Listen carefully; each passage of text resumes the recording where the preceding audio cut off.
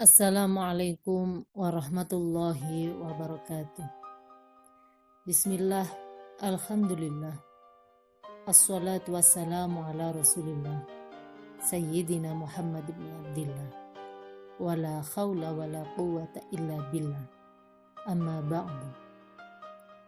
Saudaraku yang dirahmati Allah, tanggal 17 Ramadan diperingati mayoritas kaum muslimin sebagai nuzulul Quran.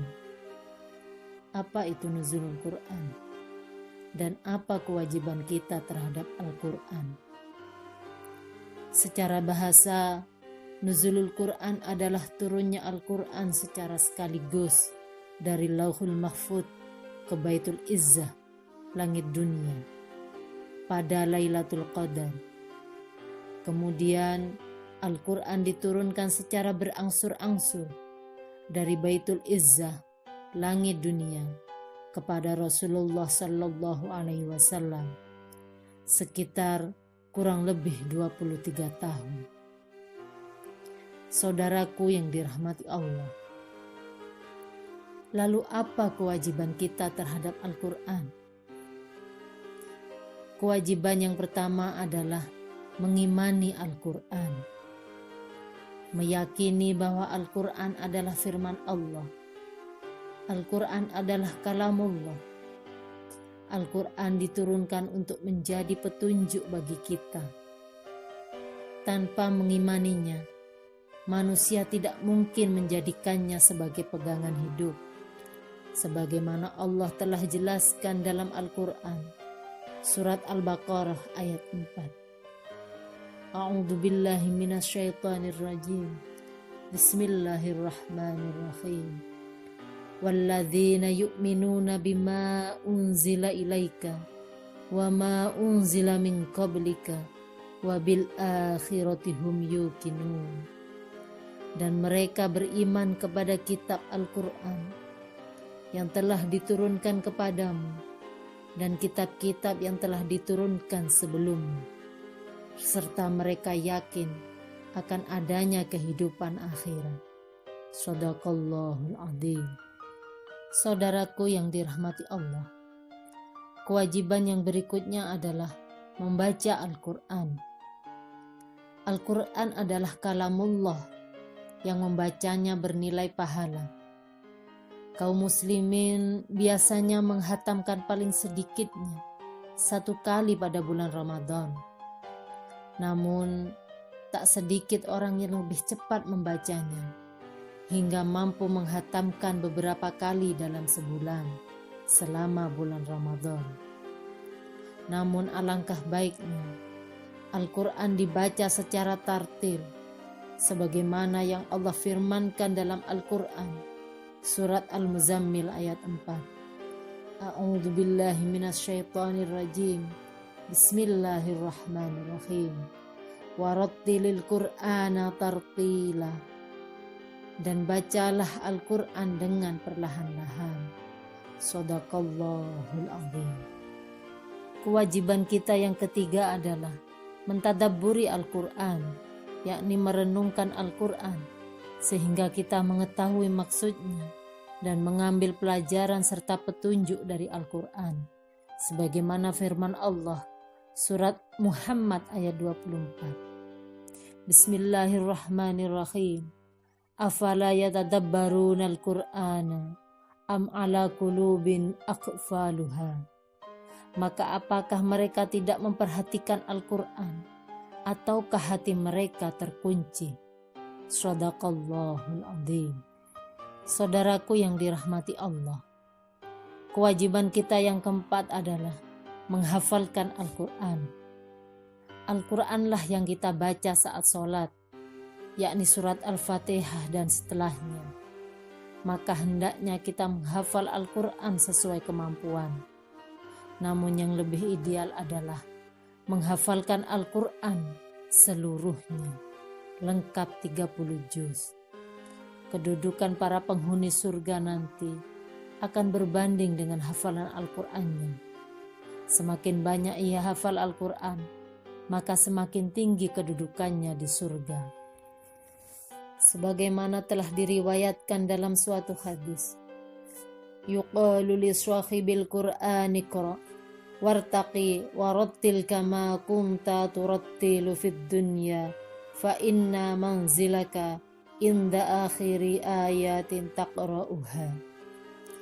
Akan dikatakan kepada sahibul Qur'an di akhirat, bacalah dan naiklah, bacalah dengan tartil sebagaimana engkau membaca dengan tartil di dunia, karena kedudukanmu tergantung pada ayat terakhir yang engkau baca. Hadis riwayat Abu Daud.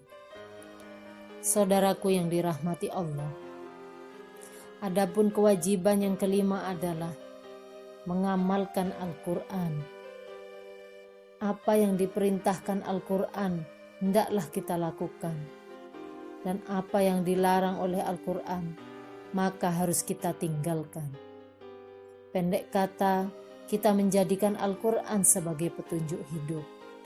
Sebagaimana Allah telah berfirman, surat Al-Baqarah ayat 2, Bismillahirrahmanirrahim, Dzalikal kitabu la raiba fihi hudal lil muttaqin.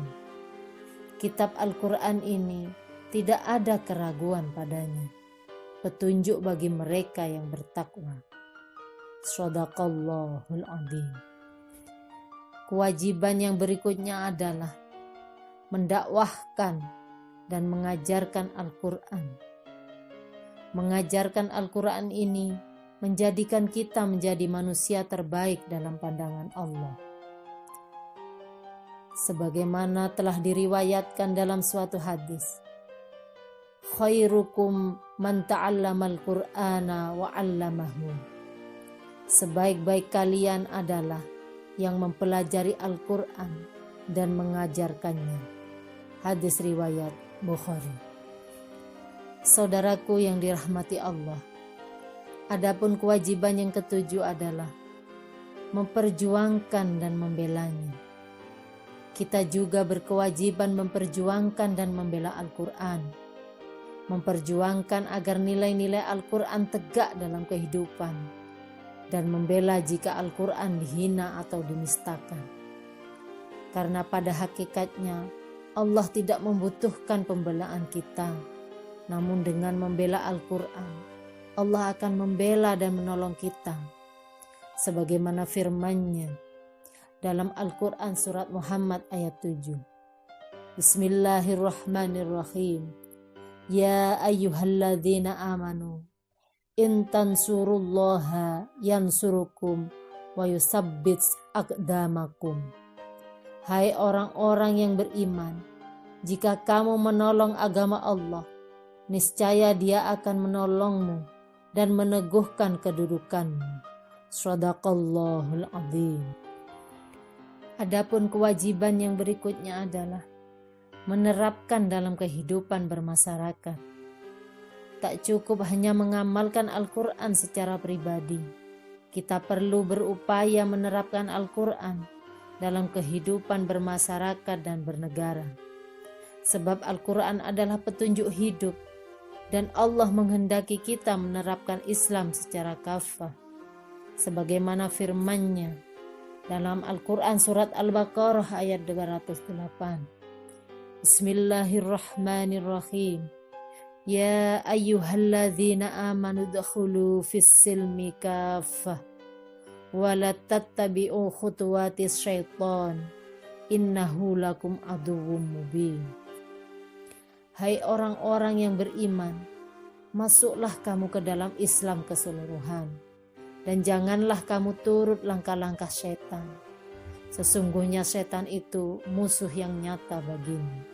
Shadaqallahul adzim. Saudaraku yang dirahmati Allah, demikianlah tadi pembahasan tentang nuzulul Quran, mulai arti hingga kewajiban kita terhadap Al-Quran. Semoga memberi manfaat dan lebih memaknai momentum peringatan nuzulul Quran pada Ramadan kali ini. Sekian dari saya. Apabila ada kurang lebihnya, mohon maaf yang sebesar-besarnya. Usikum wa nafsi bitaqwallah wal afu minkum. Summa assalamu alaikum warahmatullahi wabarakatuh.